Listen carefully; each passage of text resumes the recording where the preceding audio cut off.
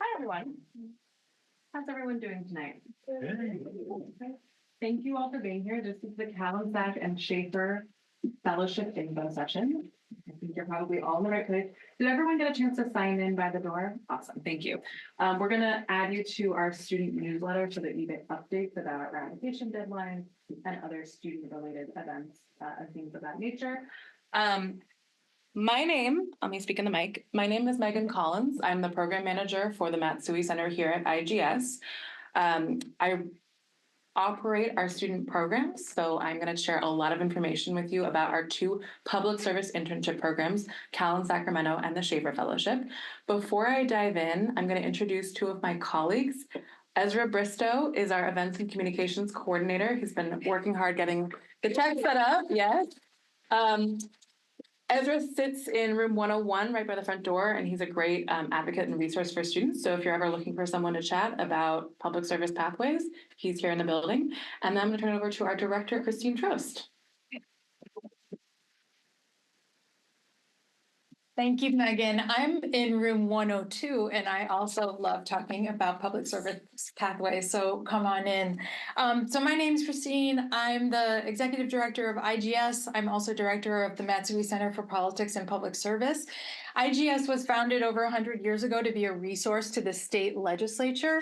Over that time, though, we've expanded our mission to become one of the oldest and largest social science research units on the West Coast, focused on the study of California and national politics. The Matsui Center sits under the IGS umbrella. It was founded in 2008 to honor the legacy and life of Robert T. Matsui, who was a member of Congress for 25 years representing the Sacramento area. He was known for his bipartisanship, for his work on legislation that addressed social inequities, and also for his belief in public service. And he sadly died much too young. His wife, Doris O. Matsui, ended up running for his seat after he passed away.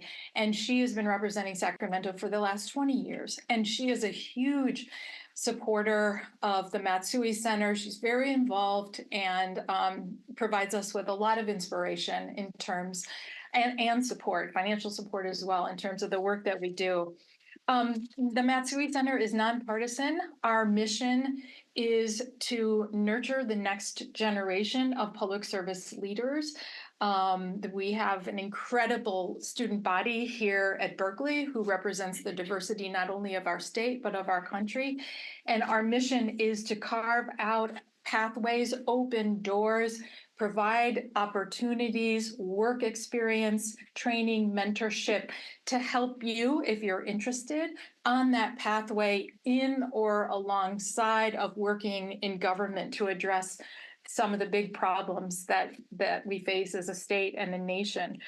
Another key goal of ours is to make sure that all of our programs are accessible to everyone, regardless of whether or not you can afford an unpaid summer internship, which a lot of people can't afford. And so over the past few years, we've been working really, really hard to raise money for additional fellowships and find ways to create accessibility for everybody. The two programs that you're going to hear about today, Cal-in-Sac program and the Schaeffer Fellows program, they're different, but they're both designed to provide training, mentorship, financial support, and meaningful work opportunities to outstanding Cal undergrads who are passionate about public service, leaders in their communities, and are interested in learning about and contributing to the power of government, especially to address critical issues facing our communities. Our alums, and we have some of them here, the alums of our programs, and you'll hear from them in a moment. Many of them go on to careers in government at all different levels or working alongside government or in other advocacy or public service roles. Our hope is that by participating in one or more of our programs, you will develop valuable skills, knowledge, experience, and networks that will help support you in your own discernment wherever that takes you after you leave here. So thank you. Thank you, Christine. That provided a wonderful segue as I dive into talking more about our programs. I'm going through a lot of nuts and bolts. I'm going to give you as much information as I can pack in. As such, I'm going to go pretty fast because we do have 2 student programs to talk about, and I have a wonderful panel of alumni who are going to join us on stage, as it were, after I'm done presenting to talk about their experiences and answer your questions. So you will have a chance in the second half of this presentation to ask your questions. With that said, I'm going to proceed here. And lest we forget, today is National Voter Registration Day. So if you are eligible to vote, now is the time to check on your registration. Register if you haven't. There's a QR code here. Let me see if I can move this. That you're welcome to make use of to check on your registration. Do all of these prompts here. Let's get the word out about voting. Okay. Oh, and we have a library staff. So you're sitting in the IGS library right now. This is open 9 to 5. You are welcome to come and work in here. We also have a private study space right here. The library staff is available to help with voter registration and checking on your voter registration. So please do stop by if you have questions. First things first, before we go any further, where do you find the application? Has anyone started their application yet? Okay, great. All right. The application can be found on our website, igs.berkeley.edu/Matsui-Center. If you go to our homepage, you will be able to find this. It's all on our homepage. And each of our programs has an how to apply page, and that has the link to the application. So I'll start by talking about Cal-in-Sac. Cal-in-Sacramento is a 7-month fellowship. It combines coursework, research training, and professional development, all of which is designed to prepare you for your summer internship. So it's a very immersive, holistic approach to a fellowship. You're getting a lot of different benefits and a lot of supports in pursuing your public service internship. Students in this program pursue internships both in government and non-government. Most of the internships are government, but we define public service broadly. It can also encompass nonprofit, advocacy work, research, all of that also fits within the public service umbrella. Again, there's these 3 components to this program. There's coursework, which happens in the spring. I'm going to talk about more in a second. There's the professional development piece, and there's the research training, all of which are structured to prepare you for your summer internship. So a deeper dive into the program requirements and eligibility for Cal-in-Sac. For this program, you must be a registered UC Berkeley undergraduate. You must be registered in spring 2025. The reason for that is we have a class, PS 110B, it's a 3-unit poli-sci course that meets in the spring semester, and it is a prerequisite component of the Cal-in-Sac program. It's open to all majors and years, including seniors who will graduate in May 2025, as well as transfer students. Fellows, as I said, are required to enroll in a 3-unit course, PS 110B. Please note that if you are a poli-sci major, this does count as an elective. It doesn't count towards the major requirements. So that's something to consider. The course meets Tuesdays 4 to 6, Fridays 11 to noon. So you know that now. You can plan accordingly if you're planning on applying for this program. And then in the summer, fellows move to Sacramento in late May 2025 and complete an 8-week internship. While in Sacramento, fellows also conduct original research, which they've spent the spring semester in the class working with a graduate student, getting research training and developing a research proposal. So in the summer, you are doing your internship and you're also carrying out the research project that you've planned during the spring, such that by the end of the summer, you've produced a research project. Your original exploratory research doesn't need to be, the final version of this, but it's you embarking on a research journey. And all of our fellows' research gets published on eScholarship, which is a major benefit of this program. Please note that this program is fully in person. Fellows must be enrolled at UC Berkeley in spring 2025 and be enrolled in the class in person. And you must move to Sacramento for 8 weeks in summer 2025. The internship, along with the research project during the summer, is a full-time commitment. So do be aware that if you're participating in this program, you are fully committed to the Cal-in-Sac experience during those 8 weeks in the summer. Because it ends in late July, it does allow for, if you're looking to do some coursework over the summer, there's a later session you can participate in. If you're looking, additional jobs over the summer, for example, it doesn't go through the entirety of summer, but during those 8 weeks, we expect and require a full-time commitment to this program. Benefits of the Cal-in-Sac program, which I've touched on. In the spring, you enroll in PS 110B, which has a lecture component. So students in that class learn about California policy, politics, and governance, how things work in Sacramento, through lectures, guest speakers, and assignments, including a practical California State Legislature simulation. So you're getting, again, this is preparation for going to Sacramento. So what I understand, in contrast to some of the other poli-sci courses, if you've already taken poli-sci course, is this is very specifically about how things work in Sacramento and in California. You're learning about issues, policy issues in California, the legislative process in California, the budgeting process in Sacramento, all of these things in the California context. I also want to note there is no expectation that you have a poli-sci background. We're, as I said, open to all majors. We, in fact, value the diversity of perspectives and skills that students come in with when you're coming from different majors. So if you are a poli-sci major or not, either way, this class can enhance your knowledge of California policy and governance. And there's, we meet you where you're at in terms of your knowledge of poli-sci. In addition, you get research training and you conduct original research on a topic related to California politics or policy. And the research projects, as I said, will be published on eScholarship, which is the open access publishing platform housed within the California Digital Library. You also get professional development training, including resume feedback, interview practice, and a networking workshop. You grow your professional network. We do networking workshop because that's an important objective while you're in Sacramento for your summer, is also to be building your network there and forming a community of public service minded peers within the cohort as well. That's a very important piece of this program.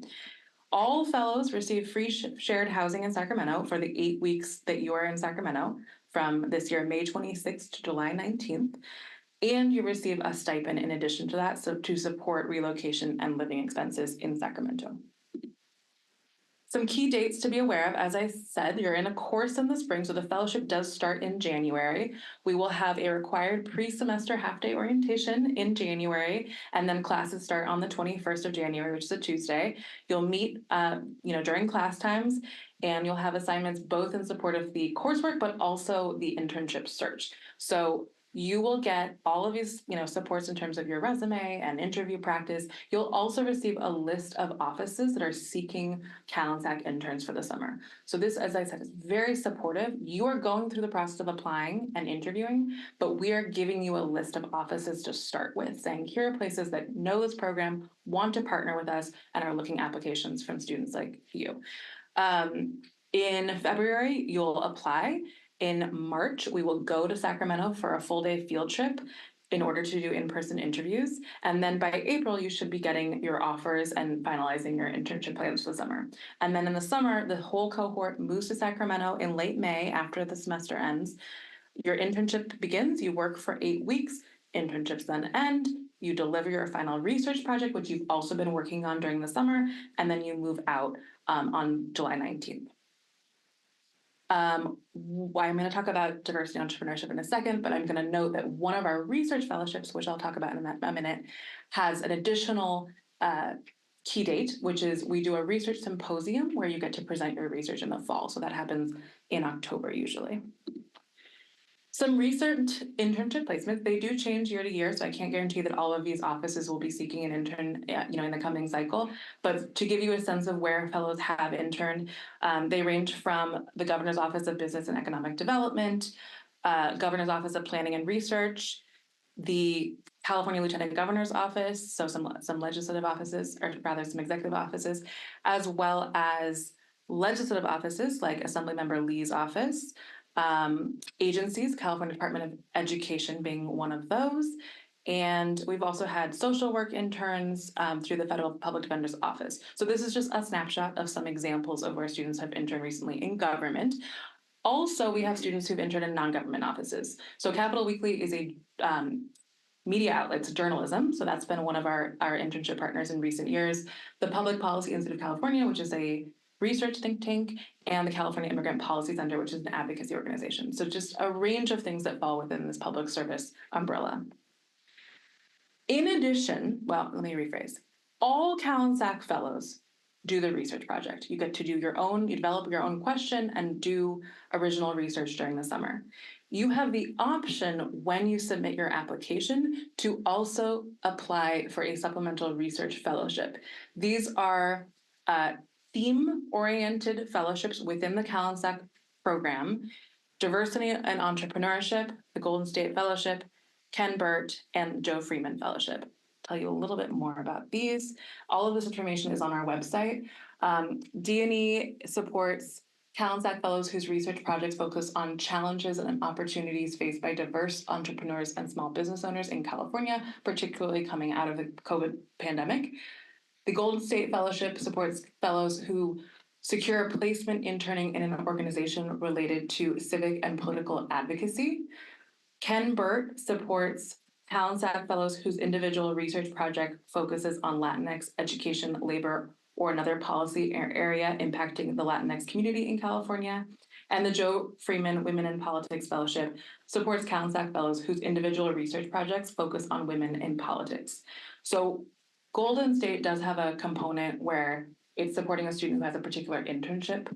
The rest of them are really about your research project. So they come with some additional benefits. There's usually some additional funding involved and additional mentorship. And again, it's supporting students who are doing topic-based research or a topic-based internship. Any questions so far? I will pause for a moment. Yes. Great question. Yes, the application has a drop-down menu saying, are you interested in applying? And if so, to which one? And you choose one, and then there's a supplemental essay question in the application. I highly, highly encourage you to submit that essay and apply, because these are great ways to enhance your experience in the program. Again, you will do research regardless if you're in this program, but this comes with some additional benefits as well. Okay. So I'm talking about the application briefly. The application contains a questionnaire which asks, some personal and academic information, name, major, etc. It asks you to list 3 offices where you think you might be interested in interning. It asks about your previous research experience. This question asks about coursework you've done in the past and your familiarity with certain research concepts. It's a multiple choice question, so you don't need to worry about writing a statement about your research background. And I want to also emphasize that there's a range of experience when it comes to research amongst the cohort. People come in who've done research before, either in a class or outside of class, or who have had very little exposure to research. So this program's going to meet you, where you're at with that. This question is really designed to help us prepare to how best to introduce the cohort to research once the class starts. We also ask about your policy interests, sort of for similar reasons. We want to know, how do we structure the class this year to meet you where you're, what you're interested in learning more about. There are 2 short essay questions. And then you also submit your resume and an unofficial transcript. And if you're a transfer student, I do ask that you submit all, transcripts from all higher education institutions that you've attended. And then in addition, if you're applying for the research fellowship, you submit an additional essay. So I'm going to talk a little bit more about this. The question about offices where you'd like to intern, this is to give us a sense of where you're at in envisioning yourself in this program. You're not beholden to the answers to this question. So if you list 3 offices and then you change your mind later, that's perfectly fine. I just want to know where you're at right now. And I do want to also emphasize, this is a program in Sacramento. So when you're answering this question in your application, please do some research and do make sure that the offices you're listing are in fact in Sacramento, okay? The research question, choose 1 or more topics. So you've listed some policy areas you're interested in, and it asks you to come up with a research question related to the policy areas that you're interested in. So for example, if you're interested in housing and climate, you might ask, what environmental policies can help prevent wildfires that threaten to destroy homes in California's urban wild interface? This is a question I'm particularly interested in. That's why I use that as an example. Yours might be different. It doesn't have to look exactly like this, but this is an example to kind of point you in the right direction of what we're getting at with this question. Short essay number 1 asks, what does public service mean to you? How has your background shaped your interest in public service? What experiences have prepared you to work in public service? So we want to know, where are you coming from? Tell us a little bit about yourself. This is an opportunity to give your story. And how does it relate to your passion for public service? And then the second essay questions ask, you've told us about your background. Now tell us about your future. Where are you going? Where do you see yourself, next year, 5 years, 10 years? How will this program help you get there? Some application tips. As Christine said, across all of our programs are designed to support undergraduate students at Berkeley who are passionate about making a difference in the world, who envision a better future and want to be a part of making that change. So what we look for in your application, maybe you haven't had research experience in the past, maybe you haven't done an internship before, but you're passionate about this pathway and you're looking for the resources and supports to get there. That's something that you should definitely try to convey in your application. Do your research. Learn about this program. You're here, so you're doing a great job so far. Tell me why you want to be in this program specifically. And likewise, research, when that office question, make sure you do research. Like, make sure the office is in Sacramento and that it fits within the parameters of this program. Don't copy paste. Sometimes you've already submitted an essay for a past application and you're going to use the same essay. We can usually tell. So my word of advice, just in general, when submitting applications, write specifically for the thing you're applying for now. And proofread is always good advice. The deadline to apply for both programs I'm talking about today, so both Cal-in-Sac and Schaeffer, is Sunday, October 6th at 11:59 p.m., so midnight. Again, the application's on our website. You'll link there. It goes through Qualtrics, and please submit it by that deadline. Applicants who are selected for an interview will be notified around October 21st. We will hold virtual interviews from October 28th to October 31st, so end of the month, end of October. And decisions will be released no earlier than Tuesday, November 5th, which is election day, so it's probably not going to happen on that day, honestly. But please take this as a rough guide. It's subject to adjustments. If things get behind schedule, we might be a little bit off this schedule, but this is the intention, so you can reference this. And this information, by the way, is also on our website. There is a deadline to accept your spot in the program, so just be aware of that as well as you think, particularly because there's a course component, think about planning your course load for the spring. And then waitlisted students will be notified as spots become available. I'm also providing some sample interview questions because you came to the info session, so you get this information. These are some examples of questions that we might ask. I'm not guaranteeing that these will be the questions. Feel free to take a photo if you'd like, and prepare for the interview. Okay. And that I also, yes. Can I just add, we intentionally try to make sure that our application isn't onerous and is, as short and sweet as it can be, but in a way that allows us to learn as much about you as possible. We also don't ask for a letter of recommendation because we know the burden that is on students, like asking a professor for a letter. So that's at least one thing you don't have to worry about with any of our programs. Almost any. Neither of these programs have a letter of recommendation requirement. That is very, very true. Lastly, I want to introduce to you Carlos Santana, who is I don't have his name up there. Carlos Santana is our student director for Cal-in-Sac this year. Every year, the Cal-in-Sac program selects a student from the previous year's cohort to serve as a student leader, helping to lead and facilitate in class, in securing internships, answer students' questions, and move with the cohort to Sacramento in the summer. Carlos is actually doing UC-DC this semester, so he's in Washington, D.C. He's interning at the White House this semester. Go, Carlos. But he wanted to say hello to you all and extend a welcome and provide his information if you have questions for our student leader. So his email is there, CARLITOS 2002 at berkeley.edu. He knows I'm sharing this, so please do reach out to him if you have questions for our 24-25 student director. And with that, I'm going to move on to Schaeffer. So before I do that, are there any questions about the application, deadlines, anything of that nature? Yes. Do you have an idea of how many spots are there? That's a great question. We usually have about 30 fellows in the Cal-in-Sacramento program each year. Schaeffer, by contrast, has exactly 10 fellows. So to give you a sense of sort of the differing size of the cohort. It's a great question. Any other questions? Okay. So Schaeffer Fellowship is our other public service internship program. And there's some very key differences, which I'm going to highlight in this presentation. At a glance, this is part of a national program called the Leonard D. Schaeffer Fellows in Government Service Program. So we partner with them. And so some of the things I'm going to describe today about the requirements and how the program works is tied to how the national program works. The fellows in this program do 10-week full-time summer internships at any level of government, anywhere in the country, but it's only in government. So whereas Cal-in-Sac, sometimes students are working in non-government spaces, in this program, it's only government, but it's any level, local, state, federal, anywhere in the country.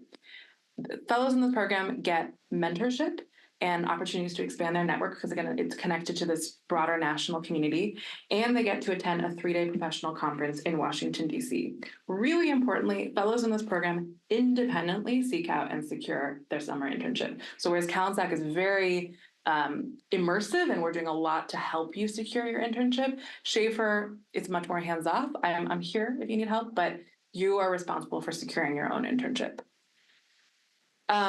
It's open to all majors, like all of our programs, but there are some year restrictions. So you must have sophomore or junior standing. Seniors with at least one semester of full-time coursework remaining after their summer internship are also eligible. So if you are going to be graduating December 2025, you would be eligible. But if you're graduating May 2025, unfortunately, you are not eligible for this program because there is this requirement that you are coming back to campus after the summer. Freshmen are not eligible for this program. Fellows in this program must independently seek out, apply for, and secure a 10-week full-time summer internship in government by April 2025. April is our deadline to report placements to the national office. For this program, full-time is defined as 30 or more hours per week. Usually full-time is 40 hours, so they understand that not all internships will hit that max, but you are expected to be, again, fully committed to this experience. Internships can be at any level of government, local, state, federal, anywhere in the United States. And fellows are expected to meet all requirements as laid out, not only by our office, the Matsui Center, but also by the National Schaeffer Fellowship Program. Additional requirements I'm just going to mention that might come up. For example, you are expected to be at a national orientation that usually takes place in May. Again, that's not run by our office, it's the national orientation. That is a requirement. You're also expected and required to be at the wonderful, very fun fall recognition event, which takes place in the fall. It's actually taking place on Thursday this week for our 2024 fellows. And so these are some additional things that the national office will communicate to you if and when you get into the program. Program benefits. So all fellows in this program gain practical hands-on experience working in government. And again, in contrast to Cal-in-Sac, you have the flexibility to choose where in the country you want to be for the summer and what level of government you're seeking out as you determine, where you're going to intern for the summer. So there's a lot of flexibility. You also get to attend a professional conference in Washington, D.C., the 3-day Schaeffer Summit, which is all expenses paid. They will get you there. They will put you in a hotel, very nice hotel. They will feed you. So it's free. The summit is designed to enhance the internship experience. So the idea is you've already started your internship, and then in late June, you're coming together with fellows from all across the country, from all of the different universities, which include Berkeley, Harvard, Princeton, University of Virginia, and USC, to meet with professional leaders in their fields in public service in Washington, D.C., meet with alumni, and meet with each other, and really build your network, gain professional skills, and experience DC. In case you're not interning in DC, you get to go there and experience it for a weekend. In addition, you get a light touch mentorship. So we will pair you with a mentor who's a professional in your field of interest within the public service umbrella. And they're usually someone who's also a program alumni, or at the very least a Berkeley alum. And they will meet with you. You will meet with them. You will reach out to them and facilitate that 3 to 4 times during the summer, maybe more. Some of our fellows have been, done more than that, but it's an additional benefit of this program to start asking your questions of a mentor as you prepare for after the fellowship and while you're in your internship. All fellows receive a $5,500 stipend, which is intended to help defray relocation and living expenses for the summer. It's really important to note that fellows in this program have to secure their own housing. We're not providing housing. So the stipend is intended to help you pay for housing if that's something that you're needing over the summer. Sometimes our fellows choose to live at home for the summer, that's perfectly fine. You still get this $5,500. Sometimes fellows are in paid or unpaid internships. It really varies. Does not matter. You still get this $5,500 as part of this fellowship. Some key dates. We will let you know in December if you are admitted to the program, and November, December. I will be holding an orientation and workshop for our Berkeley Fellows either in December or January to just make sure that you are clear on all of the expectations, you understand what your what you need to be focused on in the next few months, which is applying to internships in winter, spring 2025. The deadline is April to secure that offer. Mid-May is the national Schaeffer virtual orientation, and then the expectation is by late May, early June, you are starting your summer internship, because again, these are 10-week internships, and so as a Berkeley student, you need to have started probably by early June in order to reach that 10-week minimum. It's very important the internship is 10 weeks because they do prorate your stipend, so if it's less than 10 weeks long, you get less money. So I want to make sure that everyone understands it has to be 10 weeks. In late June, you attend the Schaeffer Summit in DC, and then again, we come back together in September or October of the following fall for the fall recognition event, which is a really lovely chance to celebrate your accomplishments from the summer and reflect on your experience in the fellowship. Some examples of recent placements. Again, fellows in the program are self-securing their internship, so it really varies from year to year. This is just to give you a sense of where fellows have applied and chosen to interview, rather to intern. So some recent examples are Congresswoman Doris Matsui's office in Washington, D.C., Representative Jimmy Gomez's office in the district office in California, the U.S. Equal Employment Opportunity Commission in Philadelphia, the U.S. State Department, California State Senator Nancy Skinner's office, the San Bernardino District Attorney's Office, and an additional local government, the Metropolitan Transportation Commission here in the Bay Area, the Oakland Mayor's Office, and LA Mayor Karen Bass's office. So a range of levels of government, local, state, regional, federal, all around the country. And this is where our fellows went this past summer. Application is similar, so I'm going to highlight the differences. In addition to the questionnaire, you are asked to list 3 offices where you're thinking about applying or seeking out an internship, and also the level of government that you're interested in. It's a multiple select. You can say all of them if you're interested in all, or you can say, no, I really want to be at the state level, for example, and check that box. We're curious about your policy interests, so you can let us know that in the application as well. Scratch the research question. There's no research question because this is not a research program. There are 2 short essay questions, and then again, the resume and the unofficial transcript as well. The offices, I want to highlight the difference. Again, this is just government. So when you're giving us your list of 3 offices where you're thinking of applying, make sure that they're government offices. That's what we're looking for. And if we see a non-government office, it will make us concerned that you don't fully understand what this program is about, right? So that's a thing I want to highlight. Again, you can let us know level of government that you're thinking. Just mark all that applies, so you can mark multiple if you want. And then list 3 offices that you're interested in applying to. We do ask where you're at in your application for internships. It's okay to say I haven't started. I just want to know, if you get into the program, where are you at, and make sure that we're doing a check-in with you to make sure you're on track to secure your internship on time. The first essay, similar to for Cal-in-Sac, the first essay asks you to reflect on where you're coming from, tell us a little bit about yourself and how your background has shaped your interest in public service. And the second question asks about your future goals and how this fellowship will help you prepare for your future and your career. All of the essays are tapped at 250 words. They're not super long. I would encourage you to use that space, tell us what you can in that amount of space. Application tips. Tell us how you're interested in government service. Again, this is a government-specific program, so why are you interested in this program specifically? Do your research on this program and show that in your application. Be specific when it comes to your list of offices. Again, do your research there as well. Give us essays specifically for this application. Don't copy and paste.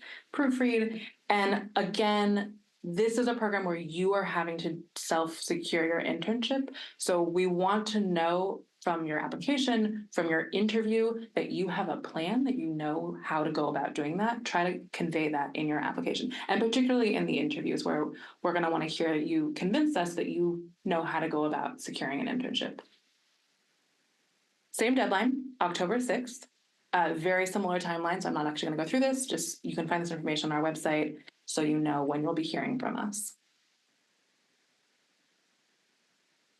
Very similar questions here as well. I'm not going to read those out, but feel free to take a photo. Okay. Side-by-side comparison, and then I'm going to open it up to our panel. So just to highlight what I've already talked about, Cal-in-Sac is an 8-week internship-based program with a class during the spring, a 3-unit poli-sci course that prepares you for the summer internship. The internship can be in government or non-government. You also do an original research project, and to support all of this, you get a living stipend and housing provided over the summer. In addition, you have the option to also apply for a research fellowship. Government internship program. You join the National Schaeffer Network. You get paired with an alumni mentor. You get a stipend of $5,500, and you get to go to the Schaeffer Summit in Washington, D.C. Before I say that, I want to also highlight one other thing, which is you cannot do both of these programs at the same time. So if you are, a sophomore who may have time to do more than one, think about those eligibility requirements that I highlighted about needing that one semester left after your Schaeffer summer internship, and think about how to map things out. If you're a senior and you're looking at what you can do in the remaining time, Cal-in-Sac is looking to be looking at, because you may not have that extra semester. Just be aware that you can only do one of these in a given summer. Lastly, if you are looking for more public service internship opportunities or non-internship, other training opportunities and programs, we are having our Democracy Camp info session tomorrow, same time, same place, here in this room. Democracy Camp is a boot camp program, so if you're not quite sure if you want to do a full internship experience, Democracy Camp is a great way to get a lot of information in a short amount of time about different public service pathways. We also have a resource on our website, the Public Service Career Resources webpage, which lists other programs here on campus and beyond for undergraduate students who are passionate about public service. So it's not just us, there are a lot of other programs here on campus, and again, outside of campus as well, that you might want to be thinking about as current undergrads. Yes. No, that date is not correct. That date is today's date. Tomorrow, Wednesday, September 18th, also at 6 p.m., also here in this room. Thank you so much for noticing that. Yes. Although you can't do both the Cal-in-Sacramento and the Schaeffer at the same time, can you apply to both and see which one you get into, or no? Yes, there's nothing stopping you from applying to both. You will only be considered for one. So just be aware. And I do, again, because the application asks you to really reflect on your goals, think a lot when you're preparing to apply about which one fits with your, where you're at right now, what you're looking for. But yes, you can apply to both. You just will only be considered for one. Yes. We don't release our acceptance rate, so I don't have those numbers for you. These are competitive programs that I'm not going to sugarcoat that. They are competitive. I think something to consider is that Schaeffer has far fewer spots. So it's only 10 spots to fill, and we have a lot of people who apply. Cal-in-Sac, it's just a bigger program. And I also want to note that a lot of people usually come off the wait list, because a component of Cal-in-Sac is that it's a class. And so if people are figuring out what their plans are for the spring, sometimes their plans change and they're no longer able to do the program because of that. So don't be discouraged if you're on the wait list. Anything else? Okay. Last thing, this is my name and my email. Please know my email. It's my full name, or Megan J. Collins @berkeley.edu. You can always reach out to me with questions. I also offer virtual office hours. So if you're looking for some more, one-on-one consultation, thinking about what should I apply for, or how do I prepare a strong application, feel free to sign up for my office hours. In the back corner there's a piece of paper on the wall with my face, a very old picture of me with my face on it. There's a QR code with my office hour link, and you can sign up for my office hours. You can also email me, and I will provide the link. All right, and with that, I'm going to turn it over to our alumni panel. And if you want to come on up here.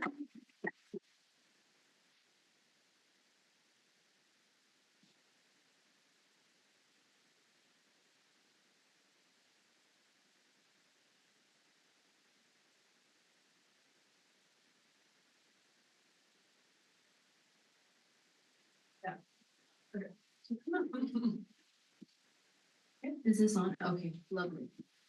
Good evening, everybody. Very nice to see so many people here. Awesome. I'm going to be moderating this panel tonight. So we're going to start with introductions. My name is Matsui Center. I am a fourth year studying political science, minoring in political economy. And I've actually done both of these programs. I did Cal-in-Sac my sophomore year of college, and I did Schaeffer my last year, junior year of college. Go back to the panel. Hi, hello. Should we maybe use that one? Okay, try this one. Yeah. Hi, my name is Noor Al Ramadan. I'm a third year at UC Berkeley studying media studies and minoring in education. And I was a part of Cal-in-Sacramento this summer and spring. And should I say that intern? Yeah, I was an intern in the California Department of Education this summer. Hi, everyone. Thank you so much for being here. My name's Giselle. I was a 2024 Schaeffer Fellow, and I am a senior studying political science, legal studies, and Spanish. And I interned at the Oakland office of Mayor Shantel this summer. Hi everyone, my name is Antonio Caceres, and I was also 2024 Schaeffer Fellow. I'm a senior here studying history with minor in public policy. And this last summer I was interning for Congressman Jimmy Gomez. I won't mention where I interned, but I interned at the San Bernardino County District Attorney's Office. Okay, to open up this panel, I did want to ask you guys, what was your favorite aspect about your internship program this summer?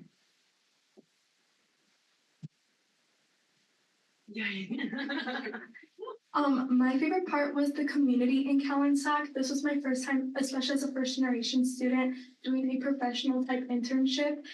So me and two other people in the Cal-in-Sac cohort, we were at the California Department of Education together, and it was nice to have friendly faces to go to and like make group chats and get lunch with people. Because there's 30 people in the cohort and we're all living in the same housing situation, it was just nice to like get lunch together at like the farmers markets, and I'm just really grateful I went to Sacramento with the cohort.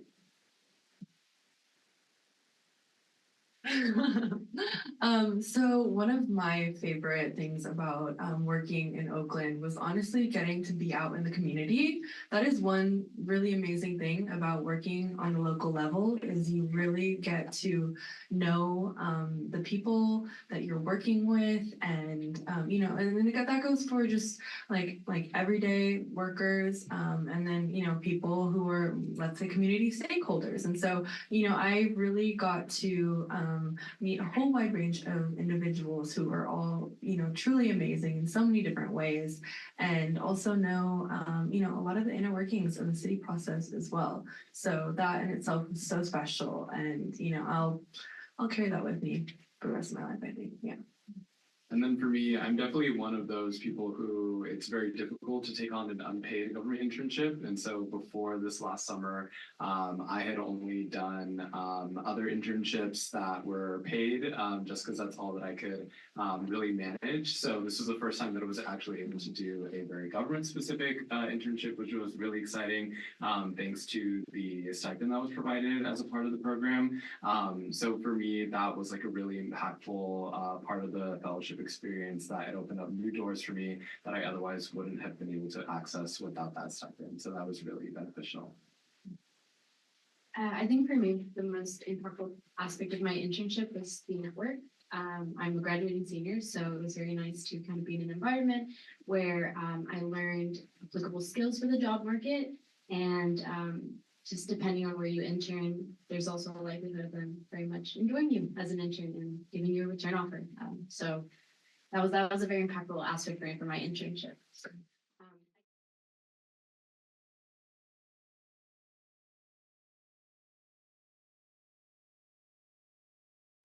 go and apply for things that I actually ended up learning about through the network that the Schaeffer Fellowship provides. And so she has really just been like a guiding force. And, that is something that, is just invaluable. So. And then for me, like kind of how I touched on earlier, like I hadn't really done too many government internships before. So I think being able to explore that through this fellowship was really great for the networking aspect outside of the program itself, which I know everyone else has already touched on, but just to get to meet people who are working in the government space. I feel like that's sometimes like a really hard area to break into if you don't really have like pre-existing connections. So that was like a really great door that this fellowship definitely opened up for me. And I think that experiences that I was able to gain by, just meeting with the other people working in my office, having, little coffee chats with like people who are working in the DC office. Like I've definitely learned a lot about the day-to-day of working in government that I had never really considered before having this fellowship. And everyone was so supportive in the office that I worked in, and definitely has already provided me like a lot of guidance on how to think of post-grad and how to like even look for a job and things like that in the government spaces. So definitely, hopefully, if you become a Schaeffer Fellow in the office that you work in, hopefully you also meet with those kinds of people who are there to help you out along the way, because that made it a really great experience for me. Yeah, I'll just add on, definitely coffee chat everyone that you work with.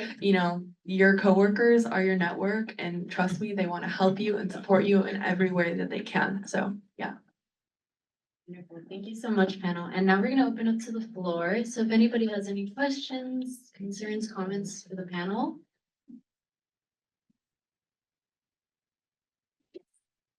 Okay, I'm also a media studies major. But I wanted to ask, how do you tie in, like when when your major kind of like is kind of separate from politics a little bit, how do you tie that in when you're working? So before you answer, because we were recording this for people that either had to leave early or couldn't make it today, I will be repeating the questions for the audio to make sure it's accessible because we don't have mics out there. So if I understand correctly, how do you tie in the work that you're doing in the internship if you are not typically a poli-sci major? Yeah. Okay. First of all, go media studies. That's amazing. I love media studies as a major, and I chose it because it's so broad and you learn so much. My concentration is law and policy, so my classes do focus on how does media affect politics. So that is really cool. In the CDE, there's a communications branch, and so while I didn't apply I was in the operations branch, so I did like the finance stuff. I was able to speak with the communications director and coffee chat with her, and also just media is everywhere. It's in every part of life. You learn about politics, you learn about news through media. So I think it's really easy to like fit your major, especially a media studies major, into any aspect of your internship. And also in my research, I was really honored to be a diversity and entrepreneurship fellow. So I was able to interview women of color from different parts of California virtually. And they all talked about how social media has helped their business. So that was really cool.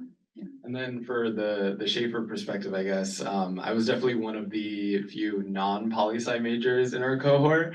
I'm a history major, and so I think definitely your major is not everything in these kinds of programs. Like for example, I work in the student government here and work on policy advocacy efforts here at UC Berkeley. So I definitely leaned on the experience that I had outside of my coursework as well in my internship, and really tried to tie that in as to why I'm passionate about public service and was really interested in the program. And even in, the coursework that I've taken, definitely highlighting the ones where there was, crossover between like a more government or policy oriented paper that I wrote for a history class, for example. So there definitely are a lot of creative ways for you to tie in your own personal experience into your application and your interview as well.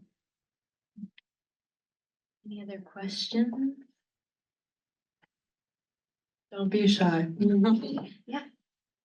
So I guess my question is, how was the transition to working in like a pretty professional environment, like a political office? Sorry, say that again. Doing several things. What yeah. was it like transitioning, I guess maybe from being in a student environment into a very professional, political or policy environment? Sure. Yeah, I can definitely start with that. You know, for one thing, this was my first time working at the government level. Last year I was a Justice Corps fellow, so I was working in a legal office. So in that sense, you know, I did understand or have some familiarity with, you know, working in a very professional setting. However, you know, when you're working in a government office, that is very different, you know, in many different ways.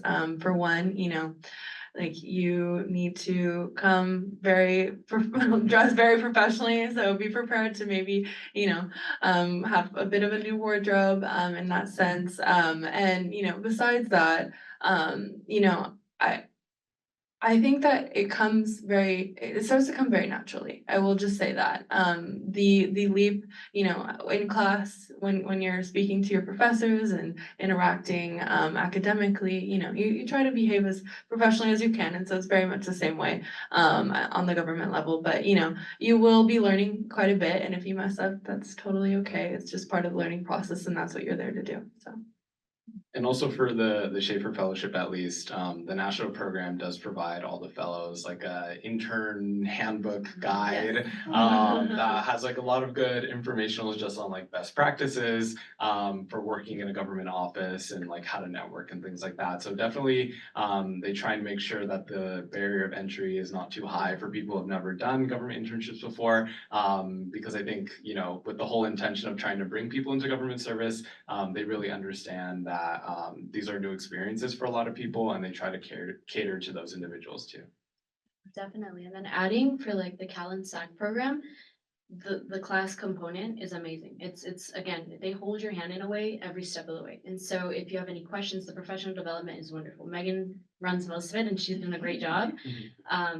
They prepare you, and then you also it's in a bit of a more relaxed space as well. You know, you're allowed to make mistakes, you're allowed to like find that learning curve. You know, everybody comes with, and specifically in the Cal-in-Sac program, everybody comes with different knowledge, different experiences, and so they meet you where you're at. And so it's a great transition.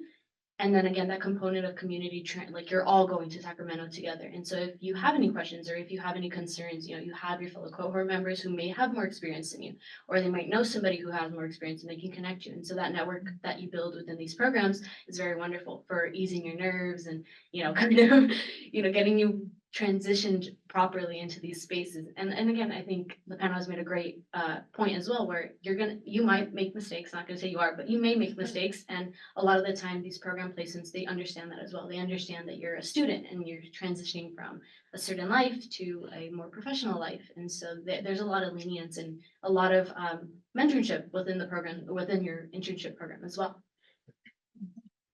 Any other questions? Hi, so just because both programs are very intensive and very immersive for 8 to 10 weeks, how would you guys establish like a healthy work-life balance? So the question is, how would you guys establish a healthy work-life balance with these intensive programs of 8 weeks for Cal-in-Sac and 10 weeks for the Schaeffer Fellowship? So for the Schaeffer Fellowship, at least the requirement for an internship being considered full-time is like 30 hours plus. So it's not exactly that 40-hour mark.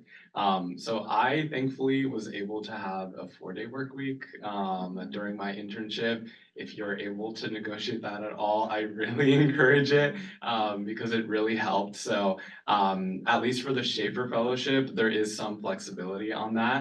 And I think it was especially helpful for me because I definitely had to commute a lot. And that definitely like takes it out of you during the work week. So I think definitely just being aware of, you know, where you'll be physically, like if you're going to be living near the internship that you're going to be working at, and like also like just be realistic about, you know, this is definitely not true for Cal-in-Sac because you're there, but like for a Schaeffer Fellowship, definitely, you know, like factor in, you know, how long it would take to commute somewhere, and maybe just keep that in mind when you're applying to, because, you know, it's not something that you really think about when you're just trying to secure somewhere, but it definitely like, you know, it definitely adds to the experience when you're actually doing the internship. So just being cognizant of that.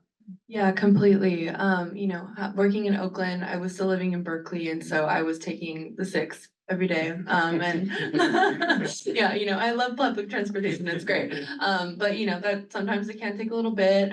So just factoring that in, and a lot of times what I do is just kind of like the bus was like my time. So, I listen to music or just try to keep a clear mind and things like that.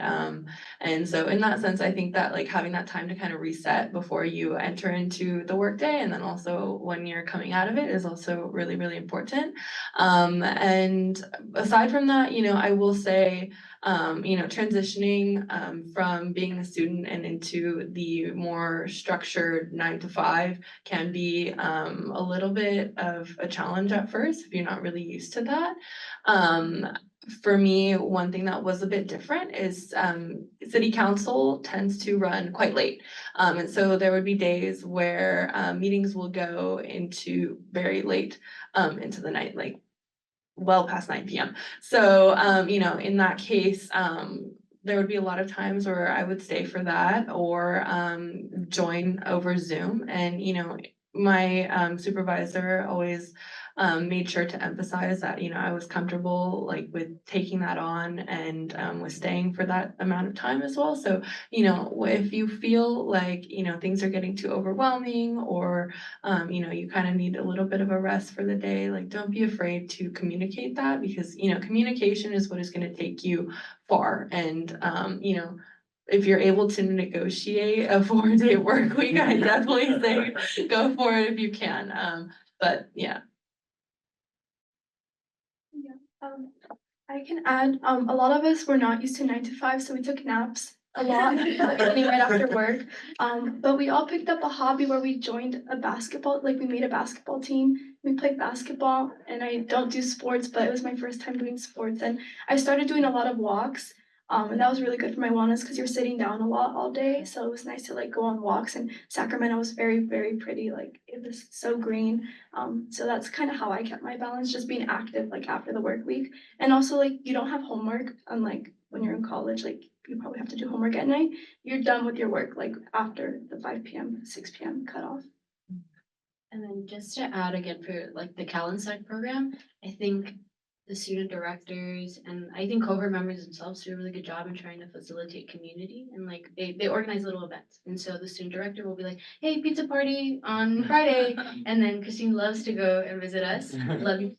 She's so great. So she has done an ice cream social, so there's like little things that cohort members themselves have implemented. Like my summer, a lot of the time we would have like little mocktail parties, so like everybody who could come would come to our apartment and we'd all share like a community space and just kind of relax, work week, and just talk about things if we wanted to talk about work, or we could leave work at the door, just listen to music, have a good time. And so it's that self-initiative as well where you're like, okay, I want to relax. So what can I do? And you kind of find your own niches and it's wonderful. You can implement working out. I worked out and I had a bunch of friends follow me to the gym and things like that. But yeah, I think the cohort themselves and the student director, they do a wonderful job of also trying to help you guys find a good balance between working and, life. Thank you. Yeah. Any other questions?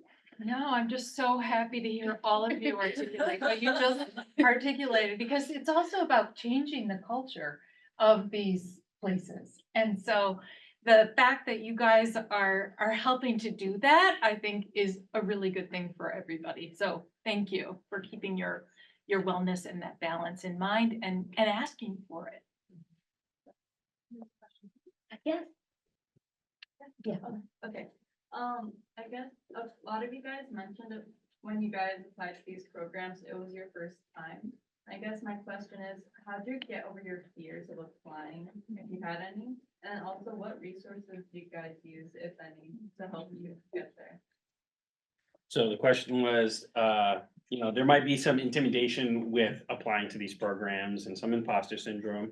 So how did you get over your fears of applying and, saying that this was a program that was a good fit for you? Yeah, so definitely for me, I'm a first-gen college student. I'm the first of 7 kids to go to college, and I'm on the younger half, so I didn't really have any guidance. And honestly, it's gonna sound super cliche, but honestly, just take the chance. You miss 100% of the shots you don't take, right?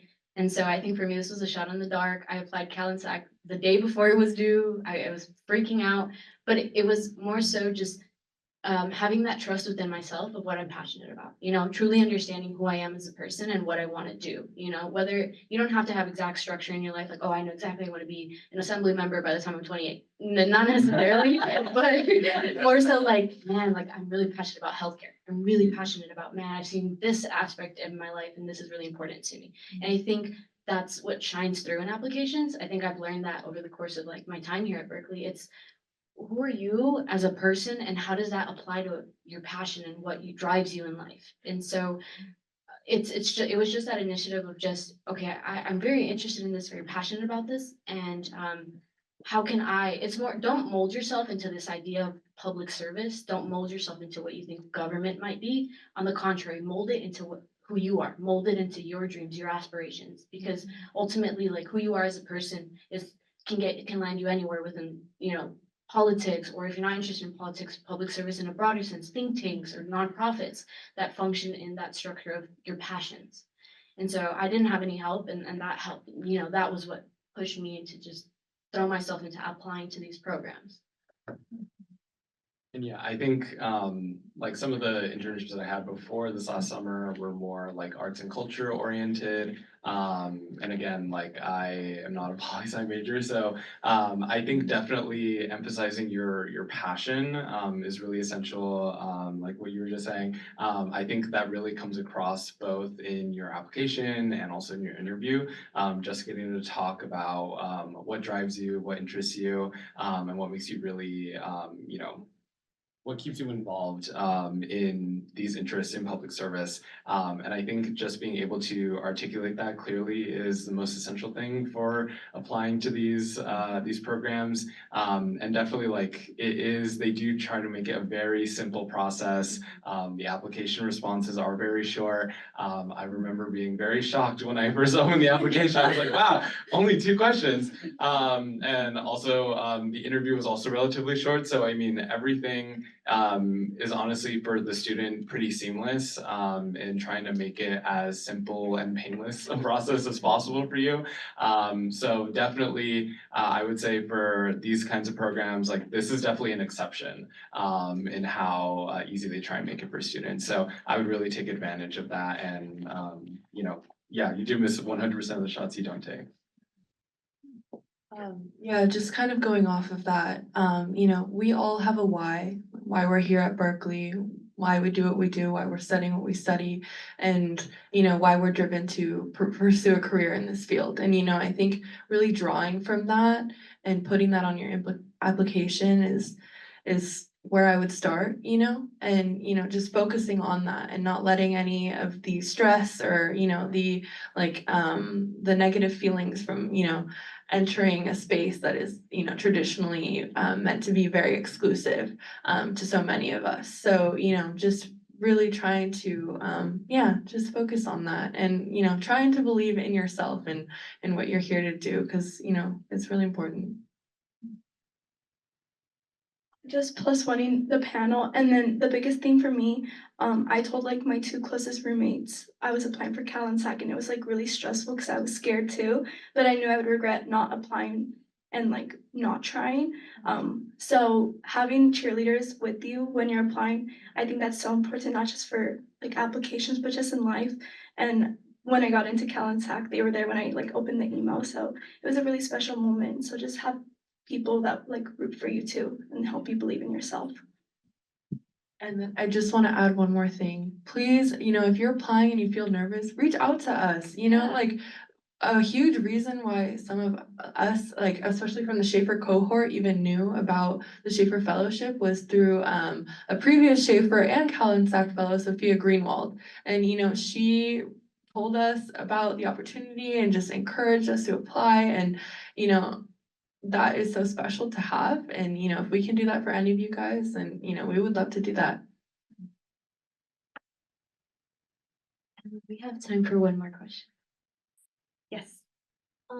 Since you talked about how like all of your internships are grounded in public service and your why and your passion, I was just wondering if you could speak to like an experience where you're like, yes, like this is what I was here to do, or like that moment where you felt like you were actually sort of like executing on the things that you're interested in pursuing, or like issues you're really trying to like work within your community? Can y'all think of a moment where during the course of your internship or program, you had that yes or a like aha moment, that affirmation moment where it felt like this is exactly what I'm doing this for? Like I feel like I'm in the place that I'm supposed to be in terms of the work that you were doing in your internships.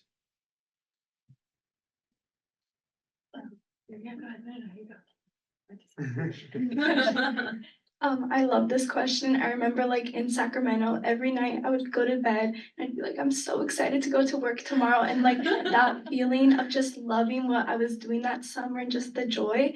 And I'm trying to like articulate what it was, but I think just everyone in the CDE just loved their job. And we all knew that our why was because I was in the finance department. So our goal was to like give money to schools so that schools can have good facilities. During wildfire season in the summer, it was really bad. So I was able to sit in on meetings on how all these like administrators are helping to solve and making sure kids are safe. And like we were all in K through 12, there was probably a teacher that like helped us get into Berkeley and like really pushed us. So I just think it was just so special to be in the behind the scenes of education. And I just loved it so much. And I would love to go back because it was just such a inspiring space to be there. Similar thing for me. The minute I was there, I just knew like this is like I'm supposed to be here. And I was so excited to go into work every day. Actually, one of my colleagues, she lives like in Oakland and would end up hopping on the bus at the same time as me. And so I would get to talk to her almost every morning for about half the bus ride, and it was really special. Her name was Mary. She was just, she was sitting at the front desk, but oftentimes she had a lot of direct contact with so many people, and it was just so special to be able to talk to her and hear her perspective, and then taking that into my job when one of the biggest things that I really was just like, wow, this is so amazing that I'm here, and meeting so many people was I was doing like policy research into this one project that's called Project 980, and so Project Vision 980, and so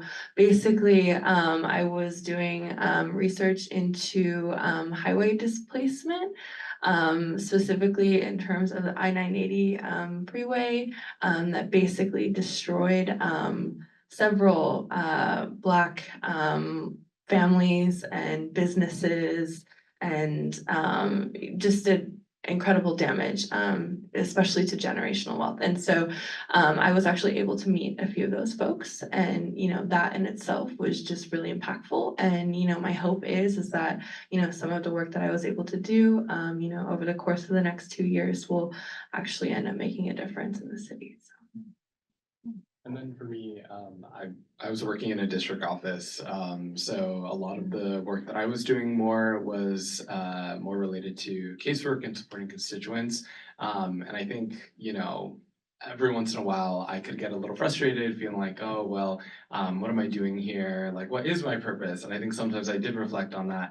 But I think the cool part of the internship was getting to see the actual tangible effect that you get to have on one person's life, for example. And even though taking a call from someone might seem a little insignificant in the moment, you're connecting them to federal resources, for example, that can really impact their life and change the trajectory of, the next year for them, perhaps, or connecting someone to get a passport so they can visit a loved one who's very ill overseas. So I think on the flip side, sometimes, you can get caught up in the work, you can get caught up feeling like, just feeling overwhelmed. And I think being able to take a step back and ground yourself in why you came to the position in the first place, why you wanted to pursue something like this, and actually getting to see the benefits of the work that you're doing is really great. And I think it's something that is really essential to keep in mind, because 10 weeks can feel like a long time sometimes, even though it isn't. And, sometimes you do need to motivate yourself and make sure that, you're still grounding yourself in why you wanted to have this opportunity in the first place. Yeah, and then just kind of like an added top to that, I was more on the pre-law track. So a lot of my internships focused with, attorneys. I did the district attorney's office this past summer, but my Cal-in-Sac placement was at the federal public defenders. So criminal law, but both sides of the coin. And so for me, I think I found a lot more of my aha moment with the FDO because you're assigned specific people that you look at constantly and you're accountable for things that they ask of you and they request of the office. And so for me, being there and sometimes I would work later than 6 p.m. I'd be there with attorneys who were working on a case and they had to go to court the next day, stay until 10 p.m. I wouldn't stay that long, but I would stay very, very past my 5 p.m. But it's because I felt like I was accountable for somebody. And so to me, that was very my aha moment, like, wow, like I love this responsibility of knowing that my tedious computer work of researching this housing program for somebody is gonna give them a permanent home, so it was that face-to-face value of knowing that this work that I'm doing, whether it's looking up housing resources, looking how can I help reintroduce somebody into society coming from the carceral system. It was these little moments that ultimately, like I think Antonio mentioned, it's a bigger picture of you realize the impact you have as and even if you're an intern. And then wonderful enough, the network I met, Crystal, she's my supervisor, invites me to barbecues all the time, invites me to things, and she updates me on people that I worked with. When I have clients that I worked with a year ago that still ask about me, how's she doing? Wow, she's wonderful. Tell her I'm still at the housing she placed me in, things like this, that mean a lot to me. And so I guess right before we wrap up the panel, I did want to come up and ask the panel something a little bit more for you guys. So what's a tip, one tip that you would give to a prospective applicant for either of these programs? Are you thinking more like application process or just in general? In general, yeah. I set myself. I'm like, wait, what tip would I give myself? Okay, I'll start, I guess. I say don't be afraid to put yourself out there and don't be afraid to challenge yourself and be uncomfortable in the moment. This is your time to learn and, grow, and you will be doing quite a bit of that. I will tell you that. And, try to take it all in and enjoy it as much as possible. I think that's, yeah. I guess my advice is more maybe related to the application process, but I would definitely say find your niche, if that makes sense. Like what in your previous experiences or in your coursework, what is kind of like that one specific thing to you that makes you stand out or that makes you a unique applicant? And for me, I've been involved in student government and my role is as a caseworker providing one-on-one support to students. And so I think I was able to kind of use that as a bit of my niche of this is why I'm drawn to public service because I've had these experiences in my past. And this is why I think I would be a good, person for this fellowship, for example. So I think try to kind of narrow down either your main interests or your main experiences and kind of have a narrative for yourself of why, you think that you're a strong applicant for the program you're applying to. Something when I was working on the Cal-in-Sac application was I was able to articulate my story and kind of we all applied to Berkeley and had to write essays, but it was more of a personal story of what do I want to do after Berkeley, and I was able to take my life experiences, and your story is something that no one can take away from you, and it's who you are, and those passions that carry you forward. So just put yourself out there, and yeah, I would say that would be my piece of advice. I guess my piece of advice isn't as philosophical, but I would just say, have people look at your application, get us another set of eyes to look at it and see if it really reflects who you are. I feel like a lot of the time we get caught up in our own thoughts and our ideas, and we're trying to articulate something that maybe isn't entirely true to our story, or it isn't exactly what we're trying to get across to other people. And so, yeah, I would just recommend, like, if you have a friend or again, anybody on this panel, like that you would like, hey, how do you think I'm doing on my application? It's great to get another pair of eyes or somebody to kind of just reassure you as well along the way. Like, yeah, no, you're doing great. Like, wow, this is wonderful. Amazing application. Go ahead, submit. But yeah. Can we get a warm round of applause for to all four of you, thank you so much for, I'm gonna speak loudly, thank you so much for being here, taking time out of their schedule to share with you all the wisdom that they've gained from the past year or 2 years in our programs.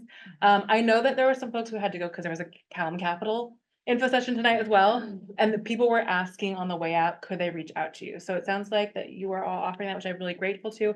I'm going to email a recording and the contact information for our panelists to those who signed up either from the registration or on the sheet by the door. So please make sure your name is on that sheet so you get that information. Please, apply, reach out to us if you have questions. Thank you so much for being here and best of luck.